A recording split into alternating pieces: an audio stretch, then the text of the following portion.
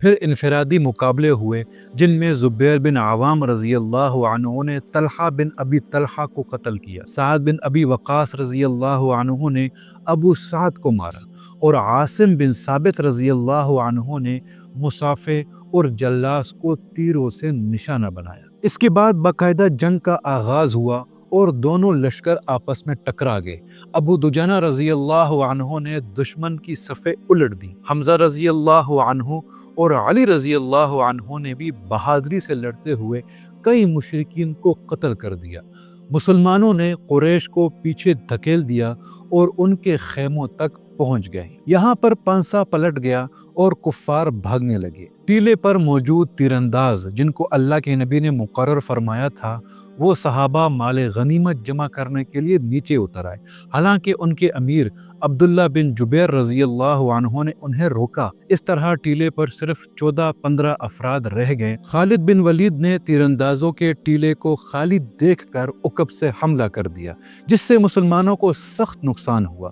وحشی نے حمزہ رضی اللہ عنہ کو شہید کر دیا اور مصعب بن عمیر رضی اللہ عنہ بھی شہید ہو گئے۔ نبی اکرم صلی اللہ علیہ وسلم کے شہید ہونے کی افواہ سے مسلمانوں میں افراتفری پھیل گئی۔ اس نازک صورتحال میں چند صحابہ کرام نے نبی کریم صلی اللہ علیہ وسلم کو اپنے حصار میں لے لیا۔ عتبہ بن ابی وقاص نے آپ صلی اللہ علیہ وسلم پر پتھر پھینکے، جس سے آپ کے دندان مبارک زخمی ہو گئے۔ ابن شہاب اور ابن قمیہ نے تلواروں سے حملہ کیا، لیکن صحابہ کرام نے ان تمام حملوں کو ناکام بنا دیا۔ ام عمارہ رضی اللہ عنہا نے بھی بہادری سے لڑتے ہوئے نبی اکرم صلی اللہ علیہ وسلم کا مضبوط دفاع کیا۔ انہوں نے اپنے قمیہ سے مقابلہ کیا اور کئی مشرکین کو زخمی کیا۔ نبی کریم صلی اللہ علیہ وسلم نے انہیں ڈھال فراہم کی اور ان کی ہمت افزائی کی۔ ام عمارہ رضی اللہ عنہا اور ان کے بیٹے نے مل کر دشمن کا مقابلہ کیا اور انہوں نے کئی مشرکین کو قتل کیا۔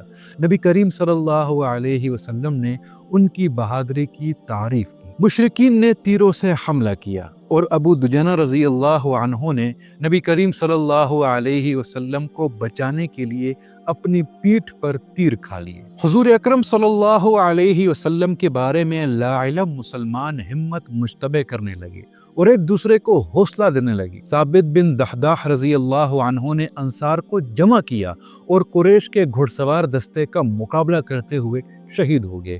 انس بن نضر رضی اللہ عنہ نے مسلمانوں کو بکھرتا دیکھ کر انہیں جنت کی ترغیب دی اور کفار سے لڑتے ہوئے جام شہادت نوش فرمائے۔